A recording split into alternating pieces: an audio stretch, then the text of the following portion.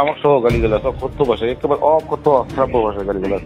ঠাকুরগাঁওয়ের পীরগঞ্জে যুবদল নেতার থানায় গিয়ে আসামি ছাড়াতে চাপ, স্থানীয় রাজনীতিতে উত্তেজনা তৈরি হয়েছে। মঙ্গলবার দিবাগত রাতে রানীশংকৈল থানা পুলিশ বিশেষ অভিযান চালিয়ে 4 জনকে গ্রেপ্তার করে। গ্রেপ্তারের পরই এলাকা জুড়ে রাজনৈতিক টানাপোড়েন শুরু হয়। পুলিশ জানায়, গ্রেপ্তারকৃতের বাড়ি ইউনিয়ন বিএনপি সভাপতি জাহিদুল ইসলামের এলাকায় হওয়ায় তিনি রাতেই ঘটনাস্থলে পৌঁছে আসামিদের ছাড়িয়ে নেওয়ার চেষ্টা করেন। পুলিশ প্রতিরোধ করে থানায় নিয়ে এলে পরিস্থিতি আরও উত্তপ্ত হয়। এরপর বুধবার সকাল 11টার দিকে জাহিদুল ইসলাম প্রায় 30 থেকে 35 জন নেতাকর্মী নিয়ে থানায় হাজির হন এবং গ্রেপ্তারদের মুক্তি দাবি করেন। ঠিক সেই সময় উপস্থিত হন পীরগঞ্জ উপজেলার যুবদল সভাপতি নাজমুল হুদা মিঠু। ওসির অভিযোগ, মিঠু 2 জন আসামিকে নিজের আত্মীয় পরিচয় দিয়ে ছাড়িয়ে নিতে অনুরোধ করেন এবং আর্থিক প্রস্তাবও দেন, কিন্তু পুলিশ প্রস্তাব প্রত্যাখ্যান করলে পরিস্থিতি দ্রুত উত্তেজিত হয়ে ওঠে।